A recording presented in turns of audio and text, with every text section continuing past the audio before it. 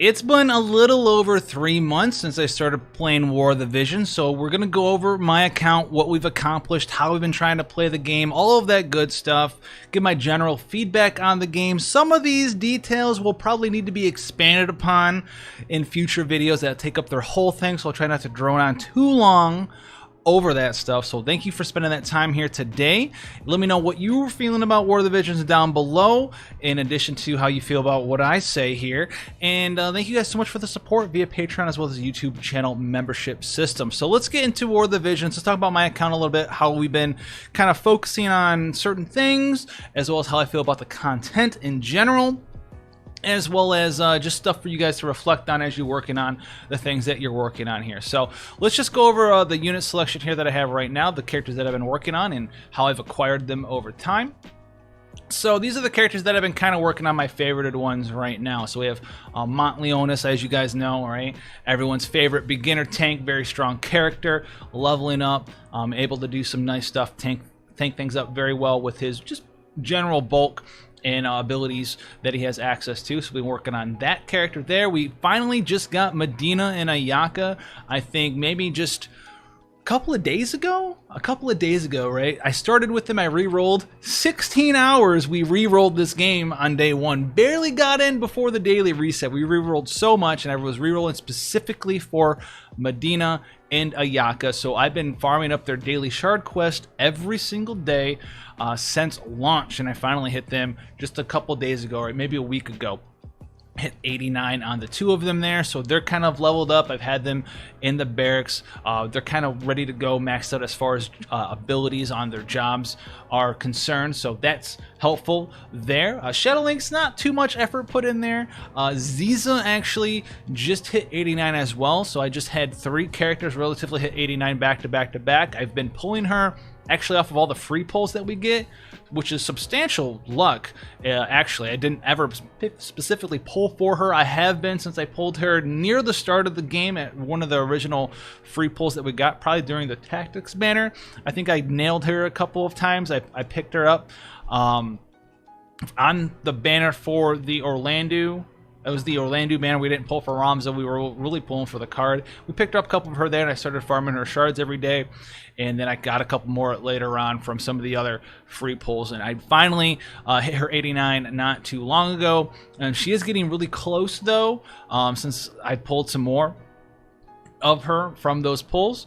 I should be closing in on LB 5 pretty soon. I have her already fully awakened, so we'll be getting our hands on the Illusory Bell, probably the best TMR in the game still, even since day one and into the future. This thing is just, it's too good in every way, so getting my hands on one of those will be super awesome. Then we have Whisper and Catone, which was one of the other banners we pulled on, but we got substantially lucky. It only took us like 6 pulls to get both of them, and then a lot of the Visior that we had went into farming them up. I hit 99 on Catone probably like 3-ish weeks ago, 2 weeks ago, and then Whisper I hit earlier than that because I bought up a lot of her shards out of the Whimsy shop, etc., etc. And we've been using her to pretty great effect in both PvE as well as PvP, in both arena as well as in real-time combat or match battle. A very tanky bruiser type character. I put her on Samurai in there, and it's a lot of fun. As you can see, I still actually need to go and level up her Knight class to 15. Shh, keep that on the DL. Don't let anyone know about that one. But very, very strong, a bulky character, high resist if you build her right, high dodge if you can do that as well. She got a pretty good luck stat. Put some dodge gear on her like the Mithril armor. Very solid character there. I did actually level up Mia just because I had some extra fragments laying around from time to time, and we used them, and I used Mia in the Flan raid a lot with our guildmates and things of that nature as a steel time character. And she also does mug gill snappers, although probably not as good at doing it now because she has extra skills learned. Grace is another character that I invested in, I don't know, a couple months ago. Got her to 89 not too long ago, and she's a very bulky healer, low HP, but she's got very, very high resistances, very similar to her sister Whisper. She's got very high resistances, 35, 35, 35, 35, and then 51 magic, as you can see here with just this base gear here. So very solid, very strong on that right as well. Orlando, obviously, we got Orlando on the tactics banner. He's a workhorse, does a lot of stuff. Actually, wasn't that difficult for me to get Orlando, but we did pull on that banner a lot because we were going for one of the hardest things to go for in this game, and probably the only thing you should never do, and I plan on never doing ever again, is going for a UR vision card that's time limited. It's crazy how many copies of vision cards you need. They're super rare. It's very hard to get their shards. You can't really get the shards, at least in the time that this came out. You can do it now, but card shards didn't show up in the shops, in the Whimsy shop or the normal shop, so you just pretty much had to just pull a bunch of duplicates over and over and over. We finally got it out there and finally got it maxed out. Very strong card, especially when you're trying to help out teammates in PvE content, if you're doing raids, etc. You can put that in there. Very good in PvP as well, especially during match battle or RTA, whatever it is that you want to call it there. So we've been doing that as well. And then obviously we have to go back to Fraevia, current iteration, eating up all my Visuar. Luckily we're getting that 500 a day, and this is pretty much it. This is pretty much the last character I'm going to have worked on for forever. We are 4 shards away at the time of this recording, so hopefully by the time this is done, my shops will reset and I'll have 5 more shards for her and she'll be maxed out. We'll be good to go there. So those are the characters that we've been working on. There's several other ones, right? Quick recap as always, right? This has been 3 months of solid everyday gameplay for sure. And time farming, multiplayer, etc., all this other stuff. With a little bit of luck, obviously we're Royal Rank 8, so we're definitely up there for sure, but it's nothing super crazy. But most of that was for the Scion card. It wasn't actually for these characters at all. Like I said, Medina and Ayaka, we got those day one, worked on them forever. We pulled a lot of Zizas and we got lucky on Whisper and Catone, and then we've just kind of put everything into these characters specifically there, so that goes out and helps a ton. And then the other ones we just kind of ignored. Just ignore them. You have them, just ignore them. Pick the characters that you're working on, get them to a certain point, and then go to the next ones. That's what you really need to do. Don't level up all your characters. Level 55. Level all my characters, all my MRs, all my SRs, all my URs. I see some people are doing that. They're very high level, like rank 80 like I am, but they have one character 99 and then like 20 characters level 55. That is a good way to waste all your resources. You do not want to do that. You want to work on one character and then a second character, and then once one of the characters is done, you pick up a new second character, and then your old second character becomes the character you're finishing, and then you pick up another character. You just kind of go over and over and over and cycle them in that way. Now the vision cards that we've been working on here, we have the Scion card we talked about. Shiva, we got that a while ago. We're a little bit short of the level 99 or max awakening. Hopefully we'll get a card shard in the shop. We'll be able to finish that one up too. That'll be helpful for a nice dodge team. Put that on the Fraevia build that we're talking about. We have the Snow White guard card ready to go there for the Whisper build. The other cards that we worked on here, we have obviously Vow of Love for threat and the attack up and the hate up, right, and the slash attack up. We have the Metal Daemon Iron Giant for the slash attack up for the person equipped with it, as well as the slash attack resistance for your party. Very powerful. We have Cleansing the Mind as well maxed out now. Missile attack, resist up, very powerful effect to have access to in your party. And then we have the Castle Leonis, which is going to be very powerful, and especially if you're using someone like Rain that doesn't really need, or Warrior of Light in the future, doesn't really need the threat from Vow of Love. You can get extra defense and extra spirit and give your party a little bit extra crit hit rate as well. Very strong card to work on there. Another card, Secret Orders. Still don't have this one maxed out. Probably won't have it maxed out for a little while. Haven't used it in a long time, but it's still a very phenomenal card in its own right. And then obviously the Job Crystal card, picked that one up, and I've been using it, and it's been a good time there. But those are the cards that I've worked on there. As far as Espers, Espers is a big time constraint. You can only get so many leveled up, but I originally worked on Cactard a little bit, and then I was like, I put him down. He's level 35. And then I worked on Siren because I got Whisper, and I was like, all right, let's make this Whisper thing work. So we worked on Siren. We got a lot of the slash resist up, a lot of the evasion up as well, so that's going to help us out there. Behemoth, I started to work on him, as you can see, then didn't finish him yet. He's still 1 star. Need to work on him a little bit more.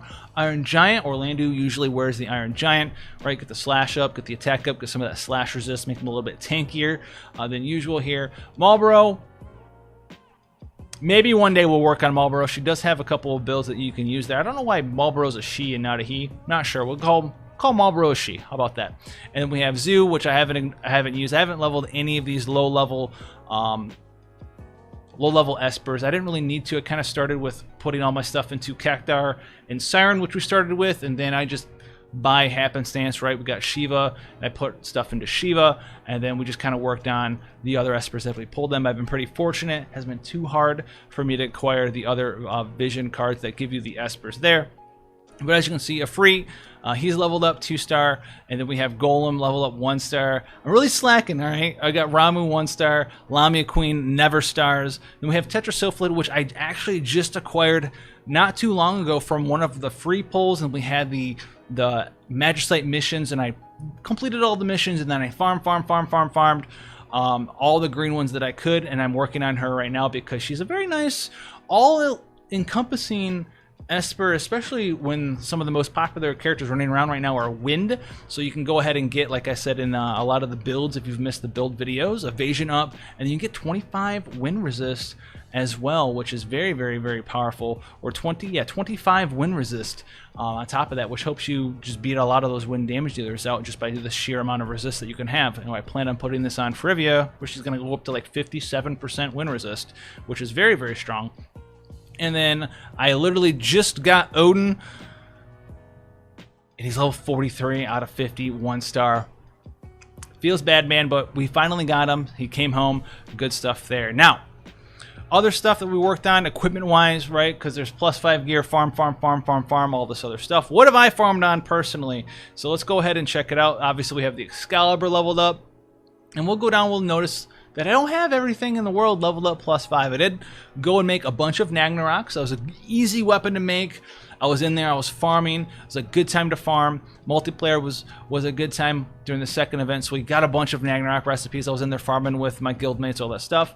Made 2 assault ones and a magic Nagnarok there. We have this Sasuke's Katana +1. Don't use it. I did make a Kunai +1. It is an R material. I farmed the materials here for this weapon during the double drop event, and I made this one because it can roll accuracy. Actually, it's one of the few, actually it's the only ninja blade that can actually roll accuracy. So I made it accuracy. It's got a lot less attack than the other ones, but you can utilize this in a weird build right on like a Katone in a Drain Force build. Put this on her, give her the accuracy, let her hit a little bit as well on her other damaging skills, but get that accuracy up there, make it so you can, you know, hit those characters and do a little bit damage with other stuff as well.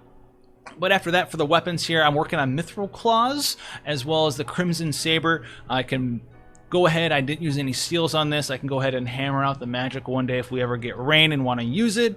We're also working on Ice Brand +2. I've leveled this one all the way up to 50. This is what Frivia is going to be using for right now. It's the critical Ice Brand, max accuracy, max crit, max magic. All right, very fantastic for her there. And then I need to combine these 2 Mithril Claws. And then I have the Sage's Staff here, which I didn't feel like farming the Platinum Rod event at all. And a Sage's Staff, if you roll it magic, right, like I had a couple videos on, if you roll it magic and you actually get that magic stat either at max or near max, it actually does very, very, very well, even in comparison to a +5 Platinum Rod, if you're using it for the high damaging spells, limit bursts, holies, healing spells, or stuff like Flare, etc. Very, very, very strong, and it kind of saves you a lot of that grind. If you're doing arena every day, you're not really using your arena coins on anything else. I don't buy hammers or anything of that nature, and I just kind of like plan out my resources. I just throw this at the Sage Staff materials. Hopefully we'll get that up to 200 and something at the end of the day there. So that's kind of the weapon selection that I have going on. Armor selection here, I did make a Smart Coat +4, and I kind of was like, I don't really need to make a +5, so I didn't go in for that full-time grind. I cut my grind in half by saying that I don't want a +5. I don't need the +5. I want to put the time in for the +5, so I just went for the +4 there. And then the Iron Plate +5 is actually something that I made here. So the golden armor thing, the golden armor farm, that was really, really, it was out there for sure. And what I wanted to do here, I wanted a piece of gear for Whisper. I wanted her to be able to maintain a little bit of agility. I wanted her to maintain some dodge, but I also wanted that slash resist up. And so instead of going in and farming the golden armor over and over and over, and I do have a lot of the golden armor stuff farmed up because I farmed it with some guildmates, I kind of slacked off a little bit at the end. I was like, I'm not going to make a golden armor.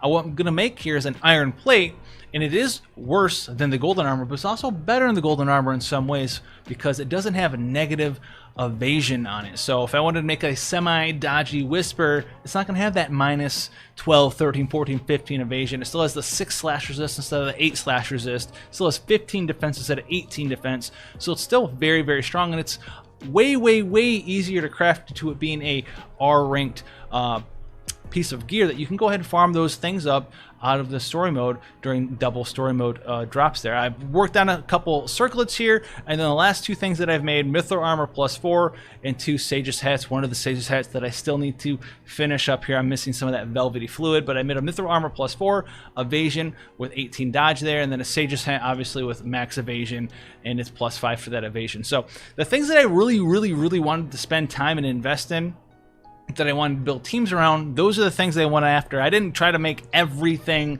that has ever come out in this game +5. I know people who have done that. Mad props to you, right? And I see how people get burned out over trying to grind every item to +5. There's no way that you either need to do that or should be doing that, because you can't have all of those characters to work on. Some people do have all those characters level 99 where they've invested time, money, resources, whatever it is, to have all of that stuff available to you. But the general populace, you only have a set 3, 4, or 5 characters, so you shouldn't need to make a sword and another sword and a great sword and a bow and a gun and a katana, and you don't need to work on 17 different weapons. You need to work on the 5 main characters that you're working on.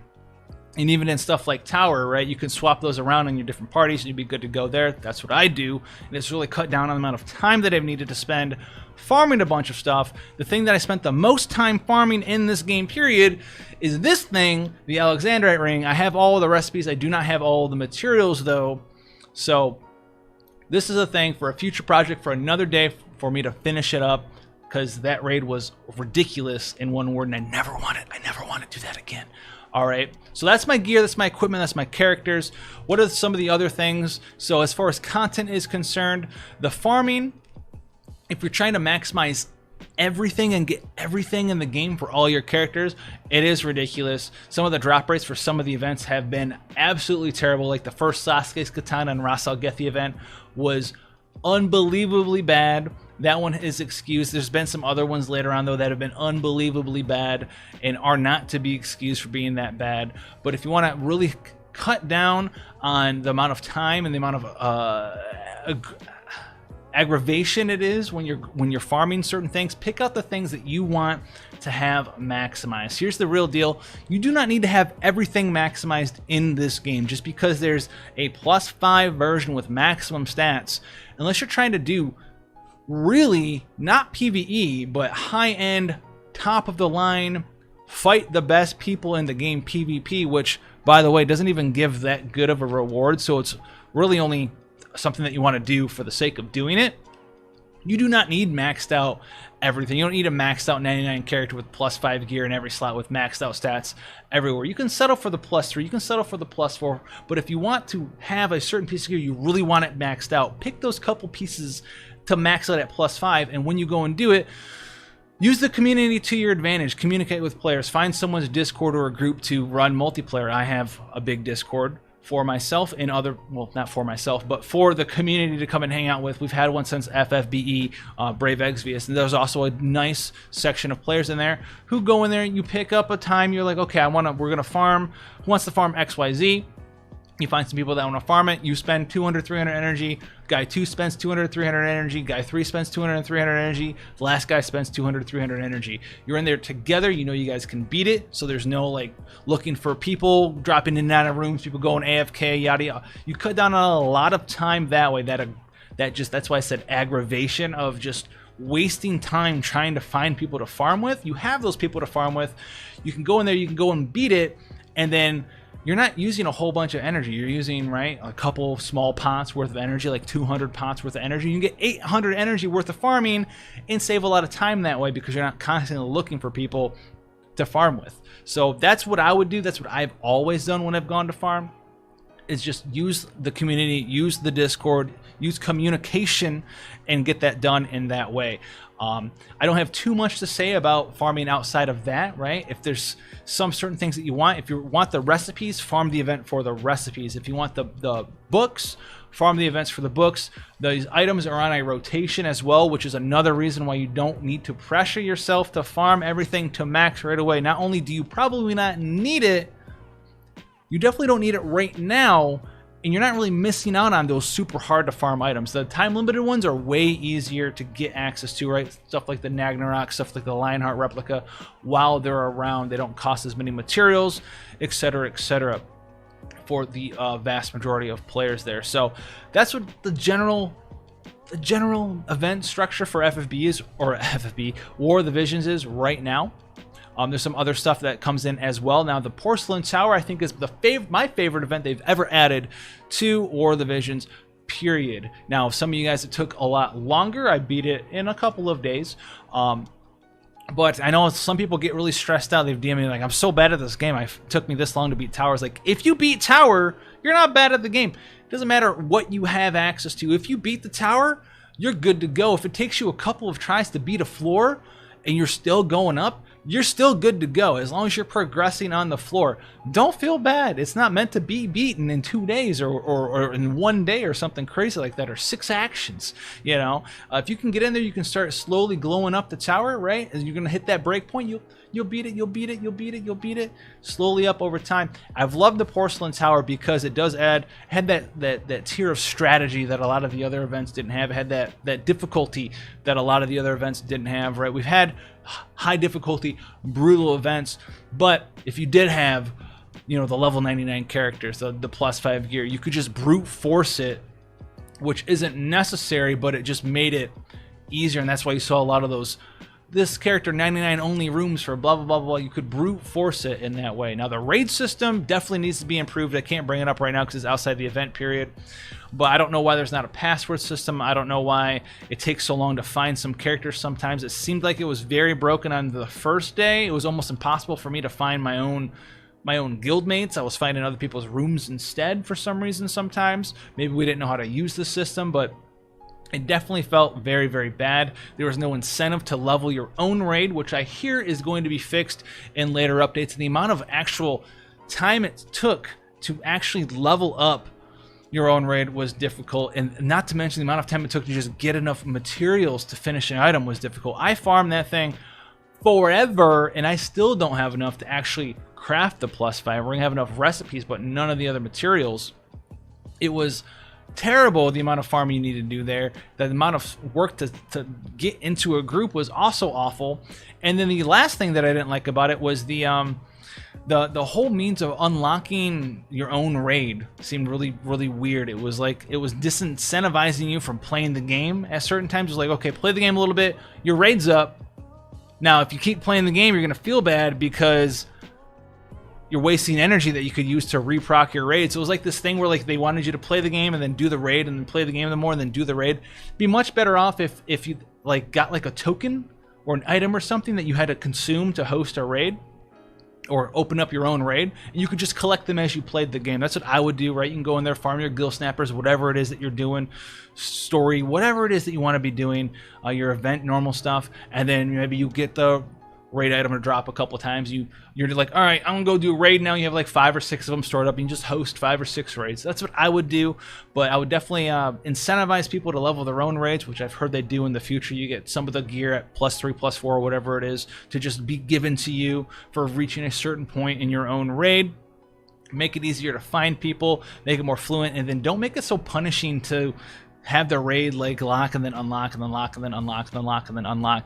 Not my favorite thing there. The beast end is fine, not that big of a deal there. The expedition system is still really weird to me. I don't know exactly how this works. I don't know why there's 2 things at some point. You get 2 things if you haven't. I mean, I think it's like a roll rank thing. You get a second party. Not that big of a deal. The parties share the same box, and then you go to sleep, and then you wake up in the morning, and like one of the team's items will just continuously go and push all the other team's items out of your box anyway. So it just seems bad. Maybe that can get looked at. I don't know. I don't like that system at all. I've never liked it. I've always felt like each expedition needed its own box. I don't know why they share a box and push them all out. no idea there. And then the last thing to talk about here is actually, this was going to get its own dedicated video, but the AI in this game, since the update for Victoria, has been absolutely awful. I'm going to have a whole video with examples and et cetera, et cetera. It's been absolutely terrible, to the point where, like, I don't even think, honestly, the AI arena and the Guild War arena, I don't even know if that should be AI controlled anymore, because it's just been messed up so many times that people just get frustrated, and I think a lot of people are actually leaving your game because it's just that bad. It's just that bad, and it goes on for so long, and then it gets fixed, and then it gets broken, and then it just is that bad again. It's always been a frustrating experience for a lot of players out there. It's never been perfect. There's always been suboptimal stuff, but now it's so bad that it's not even, we're talking about suboptimal plays. We're talking about things that are just ludicrous and shouldn't even be going on. Like, if you've been on stream, having your character walk away from the entire fight, look at nothing, and look at a wall, and then use an AoE buff on themselves, and even though they started in the middle of your whole team, they could have buffed and then went and looked at a wall for no reason. They decided to do literally everything wrong, walk out, go to the corner, look at a rock, and illusion. But for another reason, I think one of the better ways, and the game will probably never do this, and I'll expand on it more in another video, and we talk about it on Twitch as well, but I think it might be in everyone's best interest if you just made the enemy team AI smarter, made it like a mix of the PvP AI that exists now, as well as monster AI. We've seen AI like Iron Giant's AI, where they won't aggress you unless they can hit you right away, and then allow us to control our own characters. This will allow players to actually play another part of the game where they can interact with it. You could still auto battle for sure if you don't care. Sure, go for it. But if you care and you're doing, you know, higher level PvP, or you just want to play the game, you're allowed to play the game. You're allowed to do tactics. This is a Final Fantasy Tactics game. A lot of mobile games, or games in general, is PvP is part of the end game, and the end game, right, PvP, part of it in this game, especially some of the hardest ones to do, ones that you are most inclined to encounter difficulty in, Guild War as well as Arena, is auto battle, and you really can't do anything about it. You can maybe try to manipulate your AI so they do certain things in certain ways. I understand that, I get that for sure, but with the AI being just so bad and suboptimal, it's kind of out of there right now. But it allows players to put the responsibility back into their hands. Are you going to have the advantage against an AI as a player? Yes. But you're still a person, you will still make mistakes, right? You might get outgeared, you might get outplayed by the AI, and instead of getting frustrated about how your character ran in a circle for 40 turns in a row, left all the crystals alive, and that's probably why you lost that battle, you could change that. And if you lose because you did things in a certain way, then that is now your fault, and you don't really have anyone to blame outside of, majority's sake, yourself. And it just allows players to just get more out of the game in that way. That's what I would do. I don't expect that to ever happen. There'd be some small changes they would need to do, obviously, to the AI. They would, as a player playing the game, would need you to be affected by threat and hate in some way, right? Maybe if someone's got taunt up, like Engelbert, you have to at least hit him with a skill if you're trying to hit somebody with a skill, things of that nature. But I think they can do it, and I think it would be in the best interest for the players as well as the game if they made that change. But who knows? I'm just a guy. But I wanted to put that out there for you guys. It's my third month, a little over 3 months there, account review, how I'm feeling about the game, all that stuff. Let me know how you're feeling about it down below. It is still fun. I think people get burned out because they think they need the maximum thing all the time. I haven't been trying to get the maximum thing for everyone, and that's why I'm still chilling and hanging out. I'm sure there's other stuff that you guys want to be talking about as well, right? The game needs a pity system, etc., etc., etc. But I didn't want this video to go on for forever there. But until then, guys, stay safe out there, and I'll see you in the next video. Take care, guys.